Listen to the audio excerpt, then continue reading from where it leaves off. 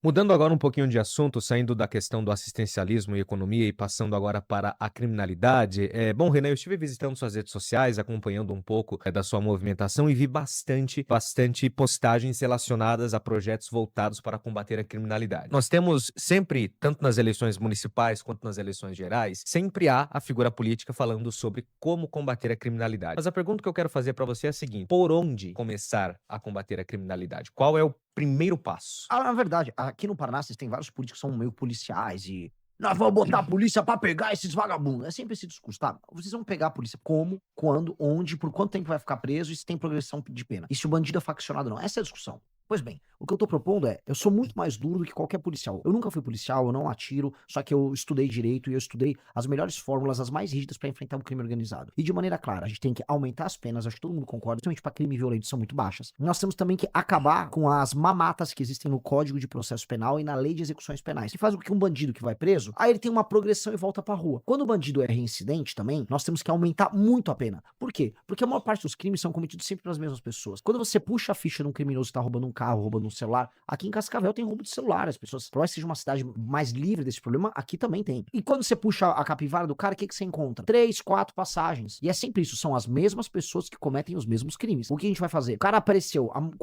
cometeu um crime, mão armada, falando em bom português, roubou teu celular, botou uma arma, apontou ela pra você, roubou teu celular, 10, 15 anos de cana sem progressão, não vai ter ressocialização, não vai ter nada. E não é que ele te matou, não é que ele tirou você, ele só levou teu celular. Reincidiu, 40 anos de cana.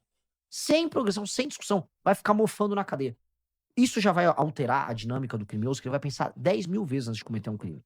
Só que agora a gente tem um outro problema no Brasil. A gente foi tão leniente, a gente deixou o problema se espalhar tanto que agora a gente tem as facções criminosas. São organizações paramilitares, terroristas, bilionárias. Elas controlam 23 milhões de brasileiros e partes importantes do território brasileiro. Para enfrentar elas, a gente vai fazer duas coisas. Uma é colocar alguma coisa que chama direito penal do inimigo. Foi uma teoria criada na Alemanha nos anos 80 por um professor chamado Günther Jacobs. Inclusive vai escrever para nossa revista esse professor. O que ele explica para quem tá nos ouvindo é bem claro. Quem não aceita as regras e as leis do Estado brasileiro e comete regularmente crime não aceitando as nossas leis, essa pessoa tem que ser tratada como um status especial. Ele é um inimigo. É diferente. Olha só, um cara, por exemplo, que um dia, sei lá, brigou com alguém no trânsito, você foi lá e deu um soco no cara. Você tá errado. Você vai ser punido, só que você vai ter seu direito de defesa, tudo certinho. Agora, um cara que pertence a uma facção que toma um território e quase que escraviza as pessoas que moram nesse território, ele não tem que ter o direito de defesa que você tem. Você é um cidadão, ele é um inimigo. O inimigo, que é um membro de uma facção criminosa, a lei pra ele tem que ser muito dura e muito rápida. E ele tem que ser buscado, preso, colocado na cadeia muito rápido. E essa facção criminosa tem que deixar de existir.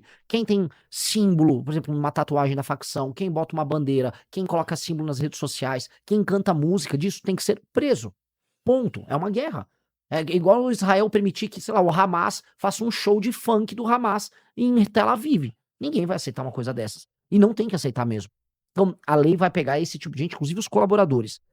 E terceira coisa, decretar o estado de defesa. No primeiro dia, eu vendo o presidente da República, eu vou botar o Brasil em estado de defesa e eu vou entrar nas favelas. E o estado de defesa permite que a gente, inclusive na casa das pessoas, que é onde os criminosos se escondem, vamos capturar criminoso por criminoso, liderança por liderança. Se reagir, vai tomar tiro. Se não reagir, vai ficar na cadeia pro resto da vida. E aí, em um ano, eu corto meu braço fora, eu faço aqui. Se a gente não faz o índice de mortalidade, a taxa de homicídio no Brasil, que hoje é de 22 a cada 100 mil habitantes, cair para menos de 8 a cada 100 mil habitantes, já no primeiro ano. A gente faz uma revolução. O número de assaltos despencar no Brasil. E aí as pessoas começarem a respirar. E não precisar colocar isso filme no carro, esconder o celular, botar grade até na janela de casa, toda casa hoje no Brasil tem muro. Você começa a ter um país mais livre.